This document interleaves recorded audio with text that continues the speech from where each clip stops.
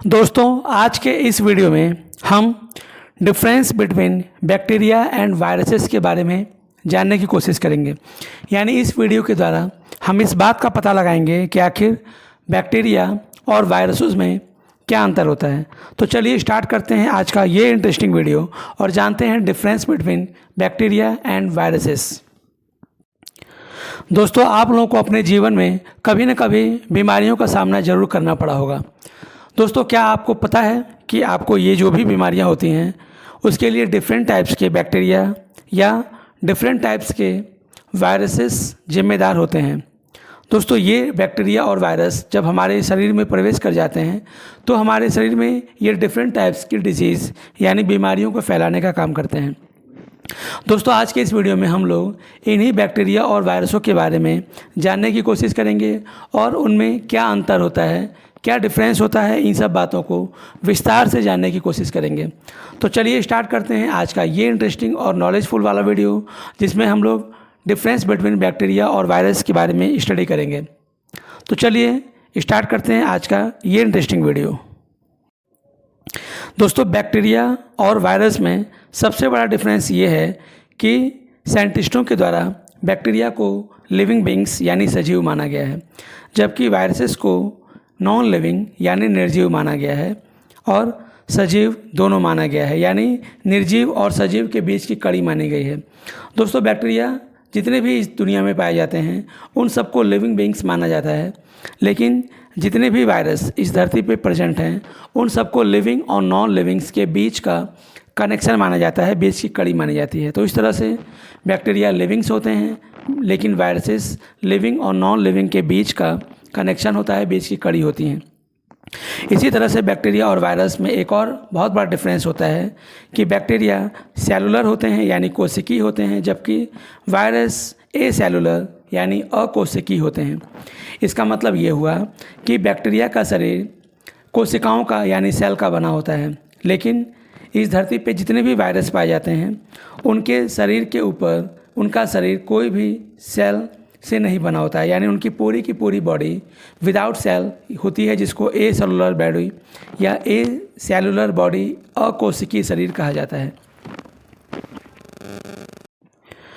दोस्तों इसी तरह से बैक्टीरिया का साइज 2 से 10 माइक्रोन होता है, जबकि वायरस का साइज़ 10 से 300 मिली माइक्रोन होता है। इसका मतलब ये होता है कि साइज़ के हिसाब से यदि देखा जाए तो बैक्टीरिया बड़े होते हैं और वायरस उनकी अपेक्षा बहुत ही छोटे होते हैं।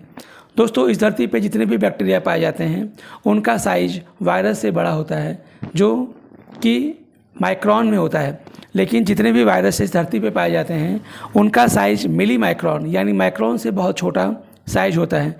तो इस तरह से बैक्टीरिया बड़े होते हैं जबकि वायरस छोटे होते हैं। दोस्तों इसी तरह से एक और मेन अंतर ये होता है कि बैक्टीरिया को सिंपल माइक्रोस्कोप से देखा जा सकता है, जबकि वायरस को देखने के लिए केवल इलेक्ट्रॉन माइक्रोस्कोप की ही आवश्यकता होती है, यानी वायरस को केवल इलेक्ट्रॉन माइक्रोस्कोप से ही देखा जा सकता है।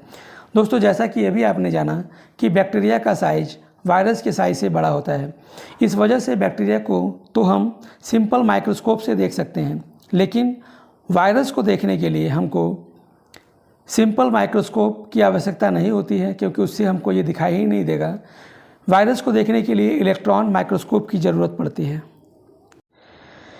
इसी तरह से बैक्टीरिया में सेल वॉल पाई जाती है, जबकि वायरस में सेल वॉल नहीं मिलती है। दोस्तों बैक्टीरिया और वायरस में ये एक बहुत बड़ा अंतर होता है कि बैक्टीरिया के शरीर के ऊपर एक बहुत ही थिक सेल वॉल पाई जाती है और इस वजह से ये वायरस को अलग करता है।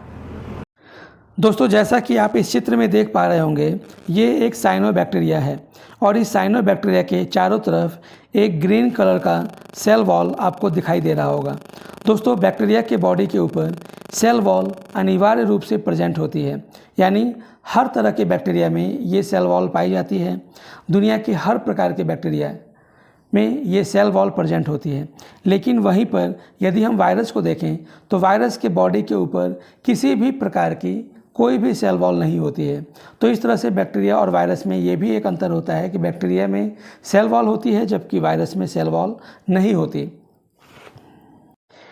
इसी तरह बैक्टीरिया और वायरस में एक और मेन डिफरेंस ये होता है कि बैक्टीरिया में साइटोप्लाज्म, क्रोमोसोम्स व राइबोसोम्स मिलते हैं, जबकि वायरस में केवल न्यूक्लिक एसिड व प्रोटीन मिलता है।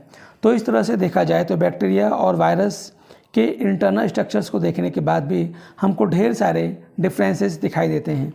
जैसे कि आपने अभी जाना कि बैक्टीरिया में साइटोप्लाज्म, क्रोमोसोम्स और राइबोसोम्स मिलते हैं, जैसा कि इस चित्र में आपको दिखाई दे रहा होगा। इसमें बैक्टीरिया के अंदर साइटोप्लाज्म, उसका क्रोमोसोम्स, उसके राइबोसोम्स भी दिखाई दे रहे होंगे, लेकिन आपको इस चित्र में, वायरस के इस चित्र में आपको डीएनए या आरएनए दिखाई दे रहा होगा और उसके चारों तरफ प्रोटीन कोट का इन्वेलप दिखाई दे रहा होगा। इसी तरह से बैक्टीरिया और वायरस में एक और मेन डिफरेंस ये होता है कि बैक्टीरिया में न्यूक्लिक एसिड केवल डीएनए होता है, जबकि वायरस में न्यूक्लिक एसिड डीएनए या आरएनए में से कोई भी एक होता है। दोस्तों,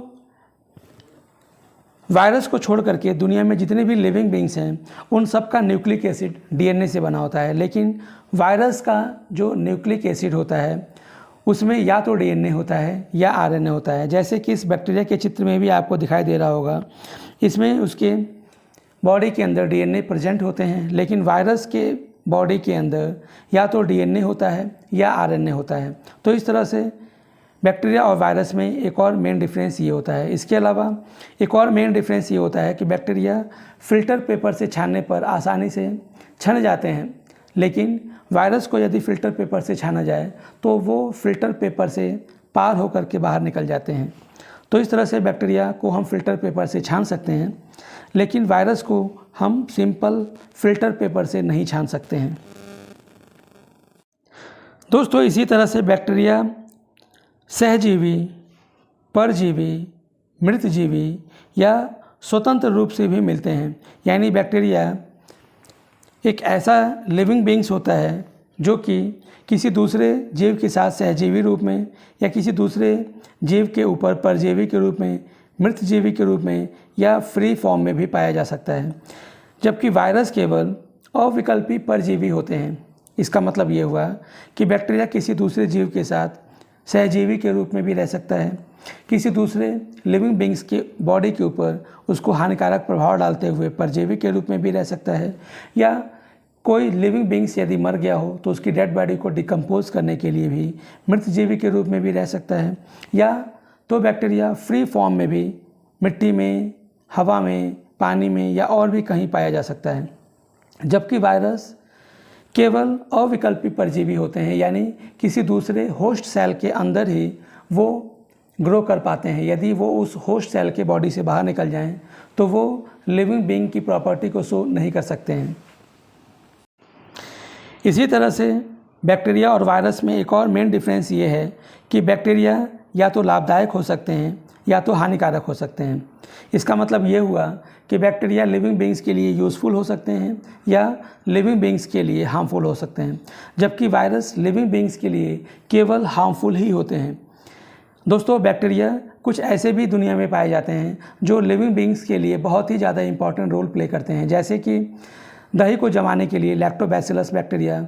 इसी तरह से और भी तमाम तरह के बैक्टीरिया होते हैं जो खाने को या भोजन को डिकम्पोज करने का काम करते हैं, किसी चीज़ को सड़ाने का काम करते हैं, तंबाकू बनाने का काम करते हैं, चाय उद्योग में भी काम आते हैं। लेकिन वायरस हमेशा किसी न किसी लिविंग बींग्स को हार्मफुल इफ़ेक्ट ही डालते हैं, यानी उसके लिए वो हानिकारक ही होते हैं। लेकिन बैक्टीरिया हानिकारक होने के साथ साथ लाभदायक बैक्टीरिया भी पाए जाते हैं। दोस्तों, जैसा कि अभी आपने जाना कि बैक्टीरिया लिविंग बींग्स के लिए हार्मफुल इफ़ेक्ट तो डालते ही हैं, यानी लिविंग बींग्स में बीमारियां तो फैलाते ही हैं, लेकिन कुछ बैक्टीरिया लिविंग बींग्स के लिए बहुत यूज़फुल भी होते हैं, जैसे दूध से दही बनाने में भी, या पनीर उद्योग में, सिरका उद्योग में, चाय उद्योग में, तंबाकू उद्योग में, रस्सी उद्योग में, चमड़ा उद्योग में, यानी बहुत सारे फील्ड्स में ये बैक्टीरिया हमारे लिए यूज़फुल होते हैं। लेकिन इस चित्र में दिखाए गए ये जितने भी वायरस हैं या इसके अलावा और भी जितने भी वायरस होते हैं वो किसी न किसी तरह से लिविंग बींग्स के बॉडी में डिजीज़ यानी रोग फैलाने का काम ही करते हैं। दोस्तों, इस पहले चित्र में आपको बैक्टीरियोफेज दिखाया गया होगा, जो किसी दूसरे बैक्टीरिया पे अटैक करके उस पर हार्मफुल इफेक्ट डालता है। इसके अलावा दूसरा फिगर HIV वायरस का है, जो मनुष्यों में एड्स फैलाने का काम करता है। इसके अलावा इन्फ्लुएंजा वायरस इन्फ्लुएंजा फैलाता है, और इसी तरह से टोबैको मोज़ेक वायरस यानी TMV वायरस तंबाकू के पौधे में रोग उत्पन्न करने का काम करता है। तो इस तरह से बैक्टीरिया हमारे लिए हार्मफुल और यूज़फुल दोनों होते हैं, लेकिन वायरस केवल हार्मफुल ही होते हैं। इसी तरह से बैक्टीरिया और वायरस में एक और मेन डिफरेंस ये होता है कि बैक्टीरिया में एसेक्सुअल व सेक्सुअल रिप्रोडक्शन दोनों पाया जाता है, जबकि वायरस केवल रेप्लिकेशन ही कर सकते हैं। दोस्तों, जैसा कि इस चित्र में आपको बैक्टीरिया का एसेक्सुअल रिप्रोडक्शन, जिसको बाइनरी फिशन कहा जाता है, दिखाया जा रहा है। इस चित्र में बैक्टीरिया एसेक्सुअली रिप्रोड्यूस करके 2 बैक्टीरिया में कन्वर्ट हो रहा है। इस चित्र में बैक्टीरिया का सेक्सुअल रिप्रोडक्शन, जिसको कॉन्जुगेशन प्रोसेस कहा जाता है, दिखाया जा रहा है।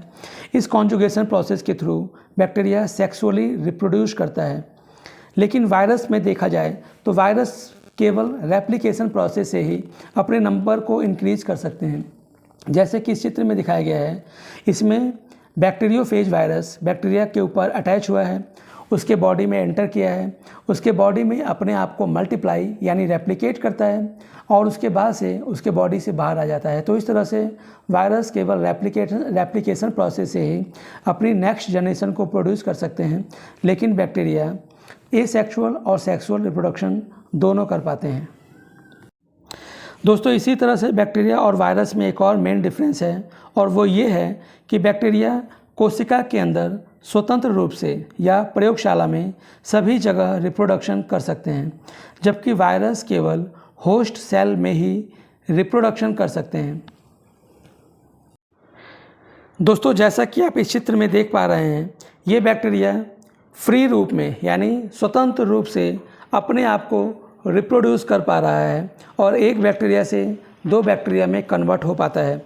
ये किसी लिविंग बींग्स के बॉडी के अंदर भी अपने आप को रिप्रोड्यूस कर सकता है, किसी लैब के अंदर या फ्री फॉर्म में भी ये अपने आप को रिप्रोड्यूस कर पाता है। और इसी वजह से बैक्टीरिया को लिविंग बींग्स की कैटेगरी में रखा गया है, क्योंकि सभी लिविंग बींग्स में ये कैपेबिलिटी होती है कि वो अपने नंबर को इंक्रीज कर सकते हैं। वहीं पर यदि वायरस को देखा जाए तो वायरस जब तक किसी लिविंग बींग्स के बॉडी के बाहर रहेंगे, तब तक उनमें किसी भी प्रकार का रिप्रोडक्शन या रेप्लिकेशन नहीं हो पाता है। लेकिन जब वो किसी होस्ट सेल यानी किसी लिविंग बींग्स के बॉडी में एंटर करते हैं, तभी जा कर के वो अपने नंबर को इंक्रीज कर पाते हैं, अपने नंबर को रेप्लिकेट करके अपने नंबर को इंक्रीज कर पाते हैं। तो इस तरह से देखा जाए तो किसी होस्ट सेल में प्रवेश करने के बाद भी, यानी किसी होस्ट सेल में जब वायरस प्रवेश करते हैं, तभी अपने नंबर को इंक्रीज कर पाते हैं। और इसी वजह से वायरस को न तो लिविंग बींग्स माना जाता है और न ही नॉन लिविंग माना जाता है, और दोनों के बीच में इनको रखा गया है। इसी तरह से बैक्टीरिया और वायरस में एक और मेन अंतर ये होता है कि बैक्टीरिया परजीवी यानी पैरासिटिक के रूप में वायरस पर नहीं मिलता है, जबकि वायरस बैक्टीरियोफेज के रूप में कंप्लीट पैरासाइट के रूप में पाया जाता है। दोस्तों, ये बैक्टीरियोफेज वायरस को दिखाया गया है। ये एक ऐसा वायरस होता है जो किसी दूसरे बैक्टीरिया के ऊपर कंप्लीट पैरासाइट के रूप में पाया जाता है, यानी उस बैक्टीरिया के ऊपर ये रहता है और उसके अंदर ही अपने आप को रेप्लिकेट करके अपने नंबर को इंक्रीज कर पाता है। और जब तक कि वो उस बैक्टीरिया के ऊपर रहेगा, उस बैक्टीरिया से अपना फूड यानी अपना न्यूट्रिशन को प्राप्त करता रहेगा, और जब वो उस बैक्टीरिया से अलग हो जाएगा तो एक नॉन लिविंग की तरह से वो रहना स्टार्ट कर देगा। तो इस तरह से देखा जाए तो वायरस किसी बैक्टीरियोफेज के रूप में यानी बैक्टीरिया के ऊपर कंप्लीट पैरासाइट के रूप में पाए जाते हैं, लेकिन जो बैक्टीरिया होते हैं वो कभी भी किसी भी वायरस के ऊपर पैरासाइट के रूप में नहीं पाए जाते हैं। तो ये भी एक मेन अंतर होता है किसी बैक्टीरिया और वायरस में, कि बैक्टीरिया किसी वायरस के ऊपर कभी भी पैरासाइट के रूप में नहीं पाए जाते हैं, जबकि वायरस बैक्टीरिया के ऊपर एक पैरासाइट के रूप में पाए जा सकते हैं। तो दोस्तों, हमें उम्मीद है आज के इस वीडियो में आपको बैक्टीरिया और वायरस में जो डिफरेंसेस बताए गए हैं वो डिफरेंसेस आपको ज़रूर अच्छे लगे होंगे, आपके लिए ज़रूर फ़ायदेमंद सिद्ध होंगे। तो दोस्तों, उम्मीद है आपको आज का यह वीडियो ज़रूर पसंद आया होगा। तो इस वीडियो को लाइक ज़रूर करें और हमारे इस चैनल को सब्सक्राइब ज़रूर करें। धन्यवाद।